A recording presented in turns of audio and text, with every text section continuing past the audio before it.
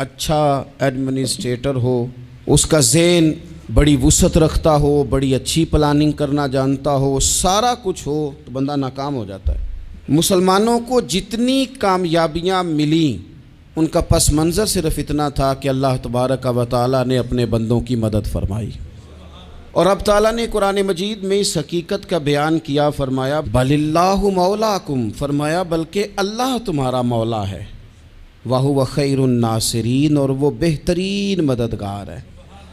وہ جو رب تمہارا مولا ہے وہ بہترین مددگار ہے، اور اگر وہ مدد کرے تمہاری، سورہ آل عمران میں آگے جا کے ارشاد فرمایا اگر اللہ مدد کرے تو پھر تم پر کوئی غالب نہیں آ سکتا، اور اگر وہ تمہاری مدد چھوڑ دے تو پھر کوئی تمہاری مدد کر سکتا، کوئی مدد نہیں کر سکتا۔ بدر کی جنگ بھی اور فتح مکہ بھی رمضان المبارک میں ہوا ہے۔ میں دونوں پر غور کر رہا تھا تو ایک نیا مضمون میرے ذہن میں آنے لگا۔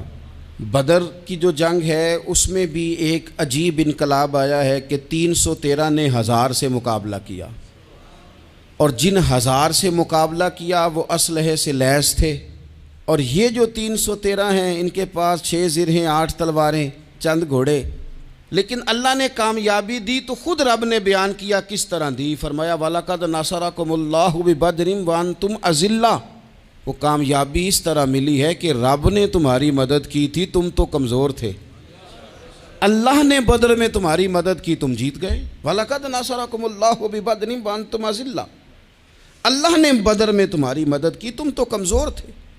پھر فتح مکہ نصیب ہوئی تو اس میں بھی بہترین منصوبہ بندی نبی پاک علیہ السلام نے فرمائی، بہترین حکمت عملی حضور نے اپنائی، لیکن ہمیں جو اللہ رسول نے بات سمجھائی وہ کیا ہے؟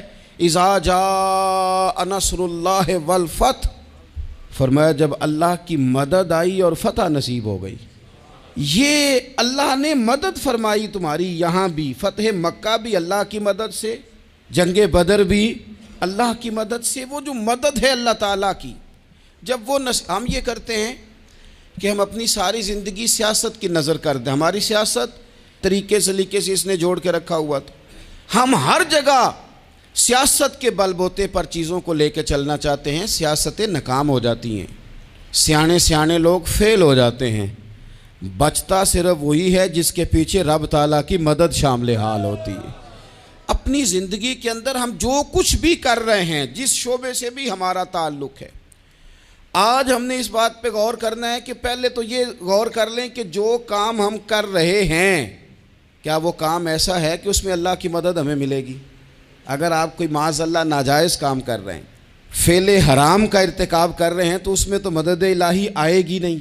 پہلے تو یہ دیکھیں جو کر رہے ہیں وہ کام مدد الہی والا ہے، اور اگر اللہ تعالیٰ کی مدد والا وہ کام ہے پھر اس پر غور کریں کہ کیا ہم نے مالک سے مدد کا سوال کیا ہے، ہمیں مدد میسر آ رہی ہے۔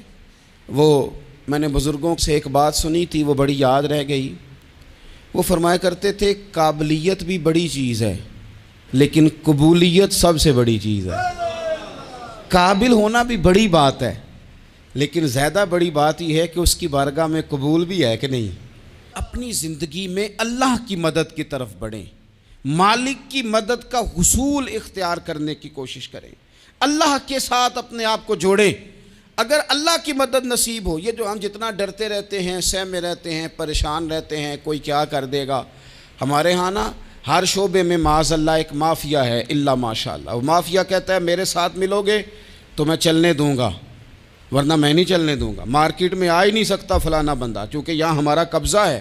اور میرے بھائی پھر بہت سارے لوگ جن کی نیتیں اور ارادے بڑے اچھے ہوتے ہیں شروع میں، وہ بھی اس مافیا کا شکار ہو جاتے ہیں اور ان کے رنگ میں رنگ جاتے ہیں۔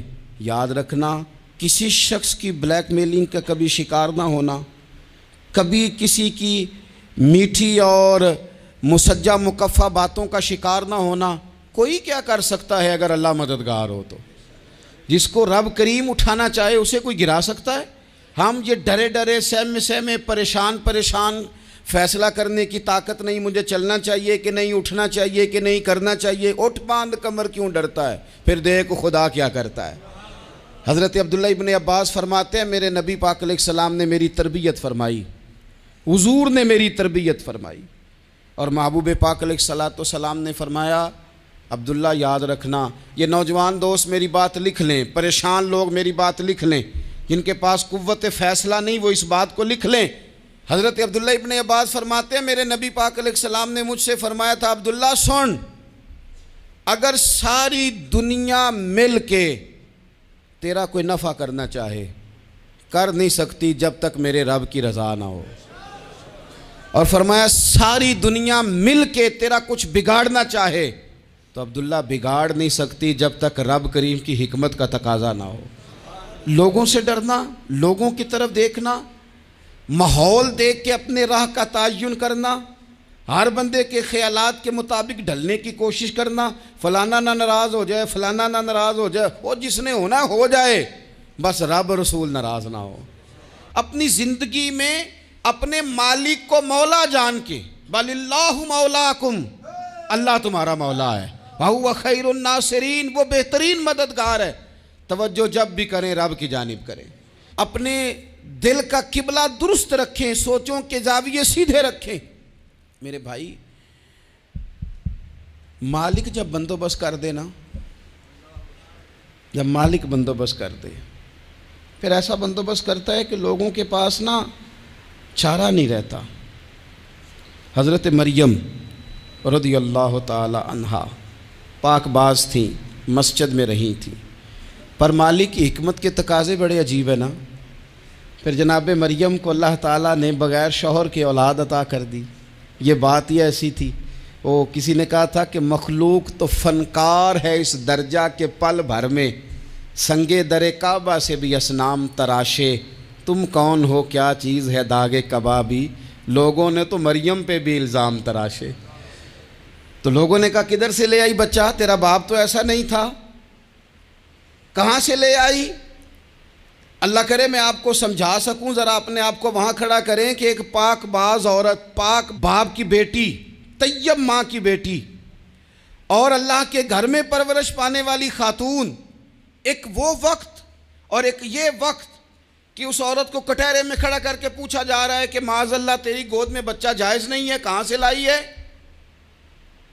اب خود سے صفائیاں بندہ کتنی کو دے، کتنی کو وضاحتیں کرے۔ اور میں نے تو اپنی زندگی میں دیکھا ہے زیادہ وضاحت دینے والے کو بھی لوگ جھوٹا سمجھنے لگ جاتے ہیں، زیادہ وضاحت دینے پر بھی لوگ کمزوری کا اظہار سمجھتے ہیں کہ کمزور پڑ گیا۔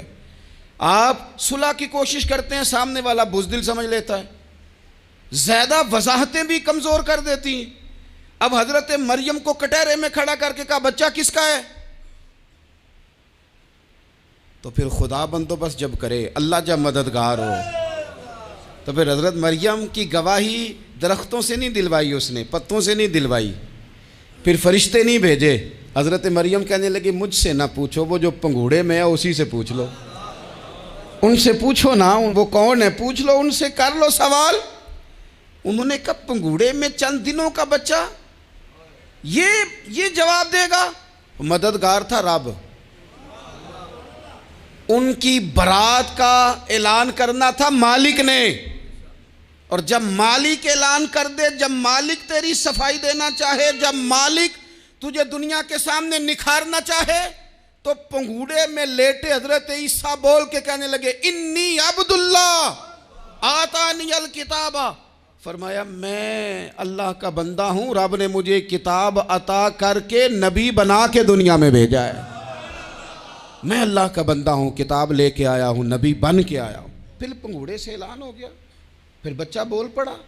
اور یہ ایک دفعہ نہیں بات ہوئی، یہ بنی اسرائیل میں ایک جریج نام کے شخص بھی تھے جو نماز پڑھ رہے تھے، بعض نے لکھا ہے نفل نماز تھی، اماں نے پکارا تو آئے نہیں، تو ماں کے منہ سے نکل گیا تو اتنی دیر تک مرے گا نہیں جب تک کسی بے حیا عورت کا منہ نہ دیکھ لے۔